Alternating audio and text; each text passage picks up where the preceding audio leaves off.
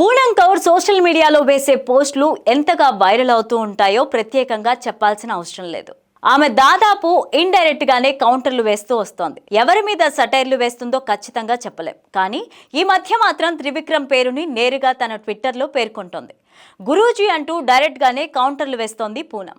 తాజాగా తన ఇన్స్టాగ్రామ్ స్టోరీలో ఇలా పోస్ట్ చేసింది. అయితే ఆ పోస్ట్లో ఎవరిని ఉద్దేశించి మాట్లాడింది, ఎవరి గురించి ఆ పోస్టు పెట్టింది అన్నది మాత్రం క్లారిటీగా చెప్పలేదు. ఎవరో భార్యగా వస్తారు, కట్టుకున్న దాన్ని పిల్లలతో సహా రోడ్డు మీదకు గెంటేస్తారు. భర్త ఎలాంటి పనులు చేసినా కూడా వచ్చిన భార్యలు అంగీకరిస్తూ ఉంటారు. కానీ కట్టుకున్నది మాత్రం జీవితాంతం బాధపడుతూనే ఉంటుంది. గురూజీ దయ వల్ల వచ్చిన ఆ భార్య మాత్రం హాయిగా ఉంటుంది. గురూజీ స్క్రిప్ట్ అంటూ భారత మహిళల బ్రెయిన్ ని చిన్నతనం నుంచే ఒకలా ట్యూన్ చేసి పెడతారు. అయితే భర్త సుఖమే నీ సుఖం, భర్త కోసం అన్ని త్యాగం చేయాలనే మాటలు చెప్పి అలానే పెంచేస్తారు. ఆమె ఎంతో మంచిది, నిజాయితీ పరురాలు, ఏమున్నా సరే ఎదుటి వారికి ఇచ్చే గుణం. అలా మన మైండ్ సెట్ ను వాళ్ళు ట్యూన్ చేసి పెట్టారు. ఫ్యామిలీ కోసం అలా అణిగిమణిగి ఉంటారు. కానీ అలా ఎప్పుడూ చేయొద్దు అంటూ దండం పెట్టేసినట్టుగా పూనం పోస్ట్ చేశారు.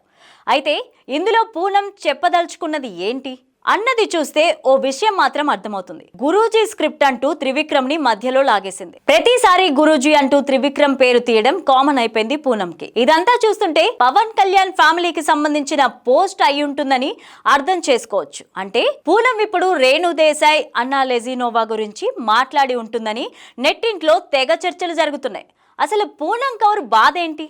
పూనం ఎందుకిలా నర్మగర్భ ట్వీట్లు, పోస్టులు చేస్తోందని అంతా అనుకుంటున్నారు.